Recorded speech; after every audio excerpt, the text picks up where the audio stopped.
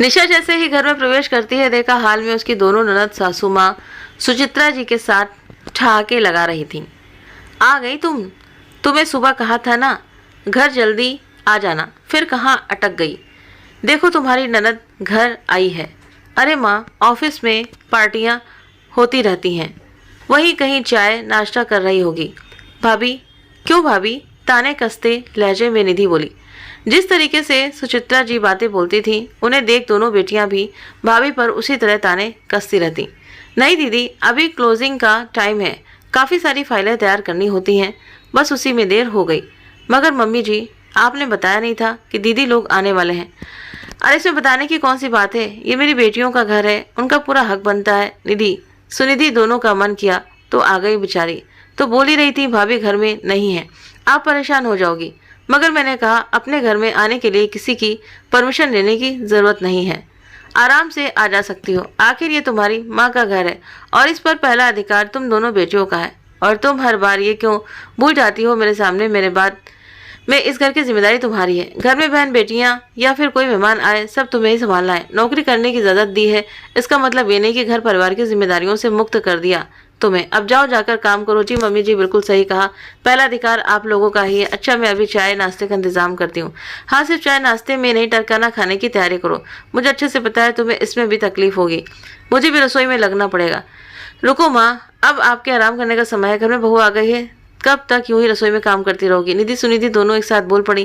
कहती तो तुम ठीक हो, एक काम करो बहू, तुम सिर्फ कढ़ी चावल मटर पनीर सूखी सब्जी गोभी आलू, बच्चों को पनीर के पराठे मेरे लिए रोटियां, मीठे में कुछ अच्छा सा और सलाद बनाना मत भूलना।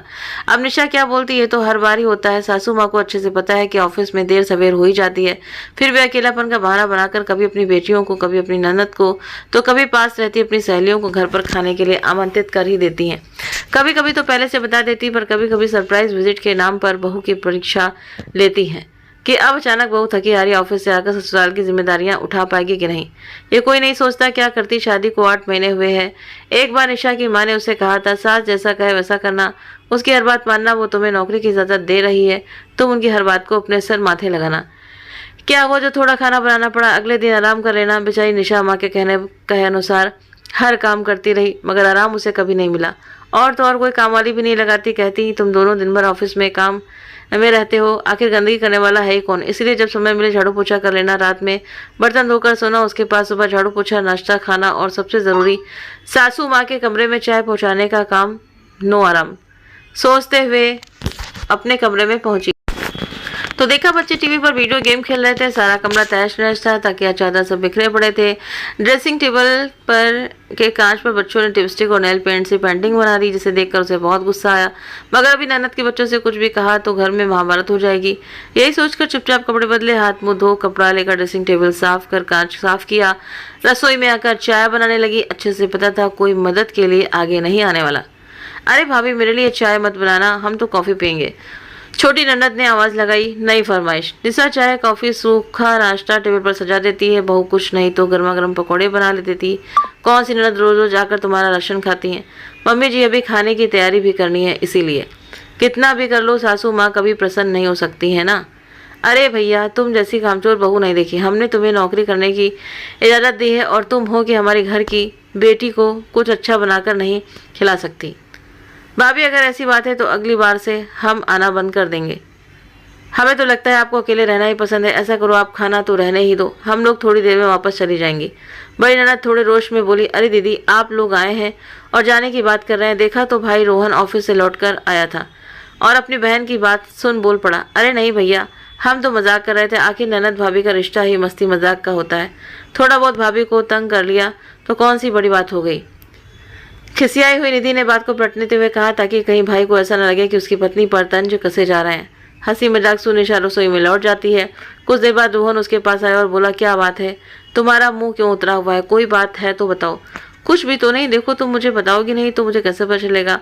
और आज तो तुम्हारी मीटिंग थी ना, कुछ हुआ है ऑफिस में? रोहन ने इतने प्यार से पूछा तो निशा बोली, देखिए मुझे ऑफिस जाने से पहले फिर लौट कर घर के काम करने से कोई इतराज़ नहीं, छुट्टी वाले दिन रसोई में काम करने से परहेज नहीं, मगर अचानक आए मेहमान मुझे परेशान कर देते हैं। अब देखिए, कढ़ी चावल सब्जी पराठे मीठा सभी कुछ तैयार करने में कितना वक्त लगेगा, फिर सारी रसोई भी समेटनी होती है। कल फिर ऑफिस है, मैं भी थक जाती हूँ, मगर मुझे अच्छे से पता है मैं पराए घर से आई हूँ और ये उनका घर है। वो जो चाहे वो करें, मैं उन्हें कुछ बोलने वाली कौन होती हूँ। निशा की बात सुन रोहन को सारा माजरा समझ में आया। वो बोला, एक काम करो निशा, तुमने पराठे की तैयारी कर ली है, मीठे में तुम कस्टर्ड तैयार कर लो, बाकी सब मुझ पर छोड़ दो। थोड़ी देर बाद एक डिलीवरी बॉय खाने की टिफिन दे गया।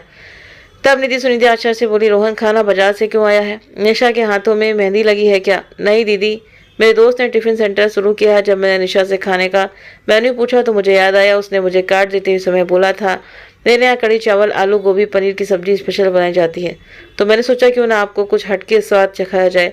घर का खाना तो आप लोग खाती ही रहती हैं, इस बार कुछ नया किया जाए। बस मैंने झट से फ़ोन किया, फटाफट उसने ये सब भेज दिया। चलिए हम सब मिलकर खाते हैं। तब तक निशा पनीर के पराठे बच्चों को परोस देती है।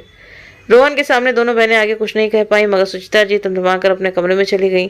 तब निशा पास आकर बोली थी, आपने ये क्या किया? मैं सब बना ही रही थी, लगता है मम्मी जी नाराज हो गई। अरे ऐसा कुछ नहीं है, मैं अभी उन्हें लेकर आता हूँ, बोल उनके कमरे में चला गया।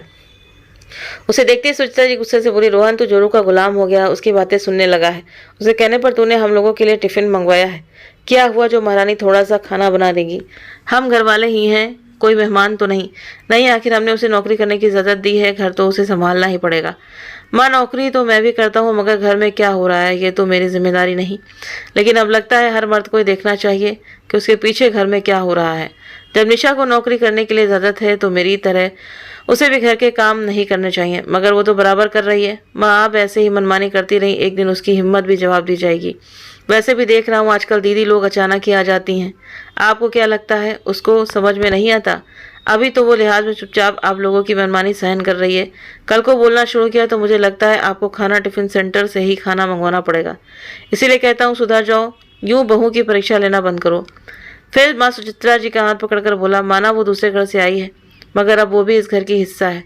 मम्मी आप उसे जितना प्यार और अपमान देंगी उससे दुगना वो आपको लौटाएगी। बस एक ही रिक्वेस्ट है, आप उसकी मदद नहीं करना चाहती मत कीजिए, मगर उसे परेशान करने के नए नए बहाने ढूंढना बंद कीजिए।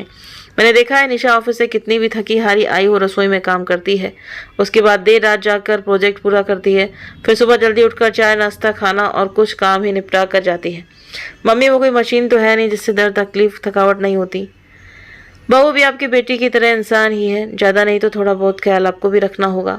सही कहा बेटा, मैं तुम सब भाई बहनों के लिए एक अच्छी माँ तो नहीं बन पाई, मगर अपनी बहू के लिए अच्छी सास नहीं बन पाई।